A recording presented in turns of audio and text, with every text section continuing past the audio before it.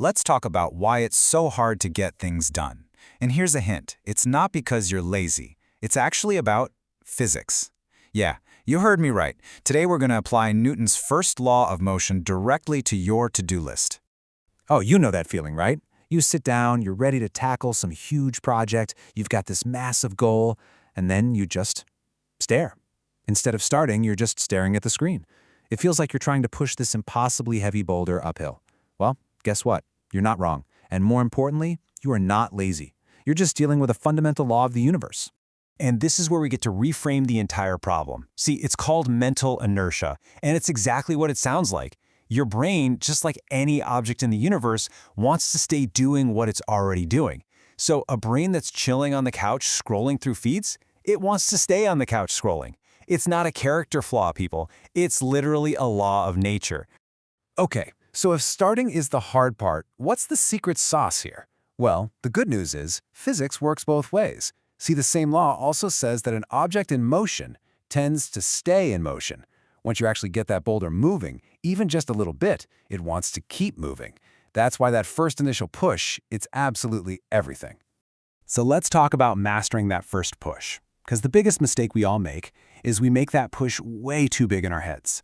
We look at the entire mountain we have to climb, and our brain just panics. It goes into full-on escape mode, looking for the nearest exit sign. You know, a cat video, a sudden urge to organize the spice rack, a trip to the fridge, anything but the task. So how do we fix this? It's simple, really. We just have to make the push smaller. We have to reduce the stakes. Instead of thinking about the mountain, write a 5,000-word essay, we focus on just the first tiny step. Write just 50 words. I mean, come on. Your brain looks at that and thinks, okay, fine, I can do 50 words. You can't really argue with that, can it?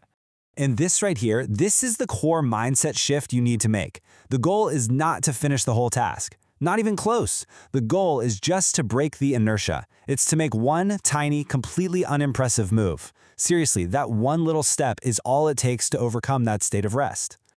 Okay, so how do we put this into practice? Let me give you a number to remember. 2. Just 2 minutes. This is the famous 2-minute rule. Whatever it is you've been putting off, just promise yourself you'll do it for only 2 minutes. That's it. Need to clean that disaster of a room? Fine. Just put on one song and tidy up until it's over. The key is you have full permission to stop after those 2 minutes are up. But here's the magic, right? What do you think usually happens after those 2 minutes are up? Yeah, you keep going. Why? Because you've already conquered the hardest part, the physics of just getting started.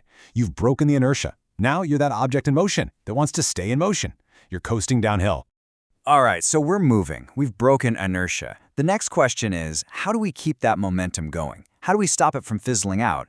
Well, the answer isn't always more willpower or another cup of coffee. Sometimes the answer is surprisingly physical. I want you to think about it like this. Your body is the Wi-Fi router, and your brain is the device trying to connect. If you're feeling mentally stuck, if that little loading icon is just spinning in your head, get up and move your body for 2 minutes. A few jumping jacks, a quick walk around the block, whatever. It sends a rush of fresh blood and oxygen to your brain and basically reboots the whole system. Because if the router is off, the device just isn't going to connect. Simple as that. Okay, now once you're in motion, you have to be absolutely ruthless about protecting your focus bubble. And the best way to do that is by using what we call forcing functions. These are basically just systems you set up that make distraction way more difficult. This isn't about having superhuman willpower, it's about smart environmental design. Put your phone in another room. Delete the distracting apps during your work block. Go work somewhere where temptation isn't even within arm's reach. Because let's be real for a second. Your willpower, it's like a battery. It drains throughout the day. And by the time evening rolls around, you're left with what I like to call potato brain. And there is just no way your tired potato brain is going to win a battle of wills against the supercomputers designed to grab your attention. No way. So stop trying to fight that battle. Just remove the enemy from the battlefield entirely. But you know, even if we get the physics right and use all these clever tricks, there's still one more huge barrier we have to talk about. And this one's emotional. It's that awkward, cringy, clumsy feeling of being a total beginner. Every single new skill, every ambitious project, it has what I call the I have no clue zone. And man, it feels awful, right? It's uncomfortable, it's awkward. Your ego absolutely hates it because you're not instantly amazing. And this feeling right here, this is the great filter. This is the exact point where 99% of people quit. But if you can just push through that initial awkwardness, something incredible starts to happen. A transformation begins. Look at this journey. Day 1 is just about survival, right? Just getting through the cringe. But by day 30, it starts to feel like a real habit. By day 60, you're actually gaining competence. And by day 100, you've forged something way more valuable than skill. You've forged grit.